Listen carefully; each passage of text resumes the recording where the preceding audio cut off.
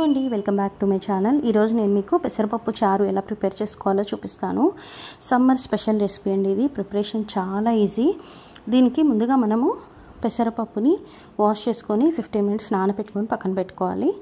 తర్వాత స్లైసెస్గా కట్ చేసుకున్న onions, tomatoes, chillies తీసుకోవాలి. అంతే, ఇవే ఇంగ్రీడియంట్స్. చాలా సింపుల్గా ప్రిపేర్ చేసేసుకోవచ్చు. టేస్ట్ చాలా బాగుంటుంది, చలవ చేస్తుంది కూడా సమ్మర్లో. దీని ప్రిపరేషన్కి వచ్చేస్తే ముందుగా కడాయి పెట్టుకొని కడాయిలో ఆయిల్ వేసుకోవాలి. ఆయిల్ వేడైన తర్వాత ఆవాలు, జీలకర్ర, మినప్పప్పు, మెంతులు, ఎండుమిరపకాయలు, కరివేపాకు, ఇంగువ వేసుకోవాలి. మనము చారుల్లో, పులుసు, సాంబార్ వీటిలో శనగపప్పు వేసుకోం కదా తిరమాతలో.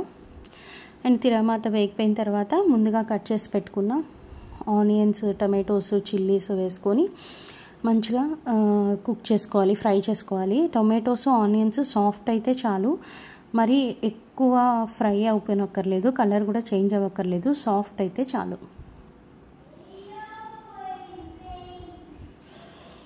సో చూసారు కదా, ఇక్కడ సాఫ్ట్ అయిపోయినాయి టొమాటోస్, ఆనియన్స్. ఇంక ఇక్కడ మనం ముందుగా నానపెట్టుకున్న పెసరపప్పు, అలాగే ఇంకొన్ని వాటర్ వేసుకోవాలి. తర్వాత ఉప్పు, పసుపు, రుచికి సరిపడా ఉప్పు వేసుకొని బాయిల్ అవ్వాలి. మంచిగా బాయిల్ అయ్యి పెసరపప్పు, ఉల్లిపాయలు, టమాటాలు కుక్ అయిపోయిన తర్వాత చారు పొడి, కొంచెం బెల్లం వేసుకొని మరిగించుకోవాలి. ఇంకా లాస్ట్లో స్టవ్ ఆఫ్ చేసేసి నిమ్మరసం పిండుకోవాలి. ఈ పెసరపప్పు చారులో చింతపండు కంటే నిమ్మరసమే టేస్ట్ చాలా బాగుంటుంది. కాబట్టి నిమ్మరసం వేసేసుకున్నామంటే మనకి పెసరపప్పు చారు రెడీ అయిపోయినట్టే, చాలా టేస్టీగా ఉంటుంది. సో ఈ రెసిపీ మీరు కూడా ట్రై చేయండి.